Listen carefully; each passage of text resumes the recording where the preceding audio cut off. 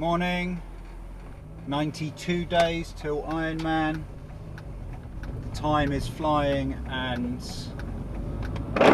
it is ultimately scary how quickly life is flying by when you're documenting it. So this morning I want to talk about how to maximize your time. Now, when you're training, and again, I've probably read now a good 30 books, continuing to read on a daily basis. A lot of them don't actually tell you all of the other aspects that are associated with the training. So they say go for a 45-minute swim, but obviously because of the external factors, they don't know how far away you live from the swimming baths.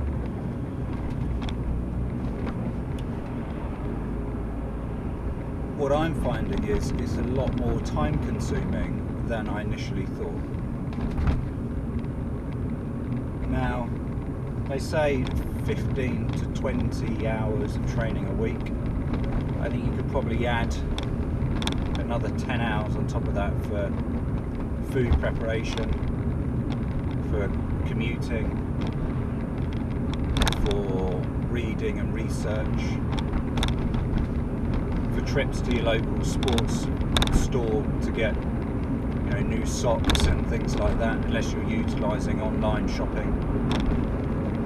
But it is an incredibly demanding process. Now, I'm fortunate at the moment, I've taken some time off to focus fully on my training, hence the reason why I'm able to do this. But living or working and having the commitments that I did before, I'm not sure I would have been able to give my training 100% what it needed unless some time would have been, or would have to been shaved off some of the other activities. Because it's all well and good spending 3 hours a day at the gym,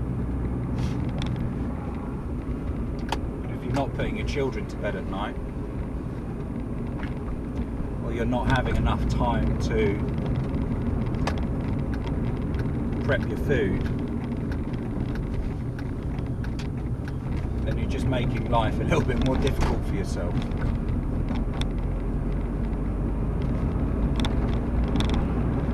So I think for me yesterday there was a bit of a realisation the amount of time that I was having to spend on it. I felt particularly tired yesterday, so I had to sleep in the afternoon. And that's not something that I've done. I'd like to have done it, but I haven't had the time. So I took 40 minutes out yesterday, had to sleep in the afternoon. So managing what I'm finding for me is that managing my day, managing my time has become really important, more so than it was before. I'd go to the gym and I knew that I had to finish at a certain time, whereas yesterday morning I had to get back home by a certain time, and I still had a couple of K to go on the treadmill. So again, I was looking at the time because I wanted to finish my exercise. I hadn't really given myself the full amount of time to do it. And then, as you know, things tend to, if you delay in the morning, by the afternoon you could be 3-4 times the amount of delayed as you would have been. So I guess what I'm saying is, yesterday I learned a valuable lesson about managing my time, about managing how long things actually take, what is needed, incorporating potentially some more rest time into my day. Because normally I've always been known as action man, so I've always been doing something, never stopped. But with this type of training, you have to. I think you have to, you know. I'm sure there are ways of minimizing the rest time, but I'm finding at the moment that rest is key. You know, I'm waking up in the morning now knowing that I've exercised. Woken up in the morning this morning knowing that my muscles have, you know, have worked at some point in the last couple of days.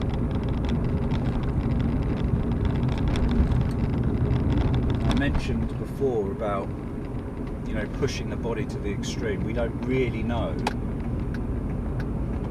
how hard or how fast we can push the body, because it's not part of our normal daily routine. I'm reading about lactic acid thresholds and things like this at the moment, and blood plasma, and oxygenating the blood quicker, different types of sugars, you know, the fructose, the sucralose, which one is, or the dextrose, and which ones are better, and which ones should be avoided. So I'm educating myself daily on being able to recover quicker and what I should be implementing. But again, that research and that time has to be taken from somewhere. So this morning I've got a 1600 metre swim, and this afternoon 45 minutes on the bike, and then I have yoga. Feeling a bit achy, looking forward to the swim now, looking forward to the bike later this afternoon, and really looking forward to yoga, stretching out some of those muscles which are aching. So I guess the message for today from me is really understand time restrictions, the time restraints of this type of training. If you're training twice a day, incorporating the time that it takes to get places, understanding the amount of commitment it takes to research if you want to improve as an individual. And as I've said before, I'm no pro, so everything I'm learning, this is off the tongue. I've never ever done this type of event before, so I'm learning as I progress. And some of the advice, or some of the learning curve that I'm experiencing now, in 100 days time I might be cringing at that I was talking about that, because it may have been so basic. But for me, this is about, you know, learning as I progress, understanding my body a little bit more, listening to my body, and education. Ultimately immersing myself in something that I'm enjoying doing, and going from there. So I'll catch you later. 1600 metre swim now.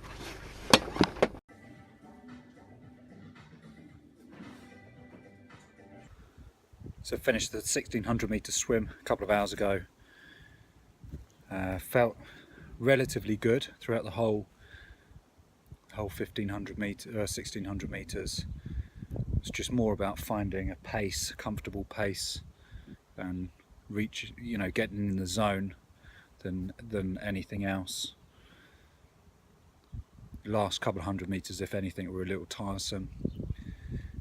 Been watching a number of technique videos on YouTube over the last couple of weeks, and implementing or consciously thinking about those techniques while swimming. Today it was very much about focusing on the palm of the hand, utilising the palm as the pull, so you engage the lats, as opposed to the fingertips, which tie the forearms and the arms. Felt that was relatively good. Again, head position in the water, trying to keep my bum up, as opposed to it sinking. Using the pull buoy, again to keep the legs together and to keep an element of raise in the bum, so I wasn't sinking and dragging my legs. And again, it's just everyday small focus points to improve. After the swim, I met up with a UK triathlete, or GB triathlete, who gave some real good pointers on kit. We went through some bits and pieces that were important, questions that I had, and it's little things that you don't really read about but are expected to know. Primarily, you know, the differences in wetsuits and the neoprenes and how they differ and what the numbers mean. You know, like a 3 and a 4, so the top neoprene is thinner than the bottom giving more buoyancy. So I had a good chat with him, and again just highlighted areas of inexperience that I've got or lack of knowledge, so that I can go away and learn and read up on, and then integrate into my training. So that was good. Brain doing overtime really at the moment, thinking about all of the other things I need to know or implement into my training. Only 92 days left, which seems like a long time, but ultimately isn't. I've got a 45-minute spin later on the bike, and then followed by yoga. My meals today are relatively simple. Got just rice and chicken and tuna, and my wife's cooking for me later on, so I'm not really sure what she's got planned, but that'll be much later when I get in from yoga, kind of 9:30, 9:45, which is a lot later than I usually eat. So that's it from me, and I'll catch up with you later.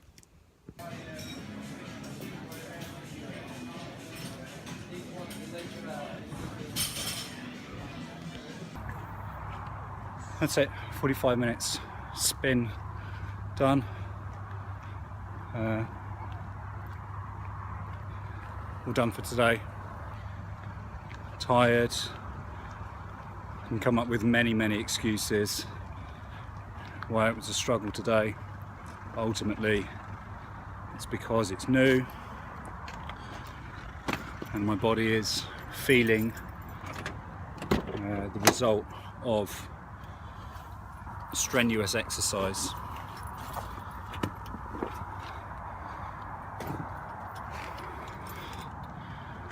Got to keep going, got to keep doing what I'm doing, and there will become that tipping point where I'm sure things will seem a lot easier or more fluid. But for now, it's home time, food and hydration, bit of light reading and bed. So that's it from me.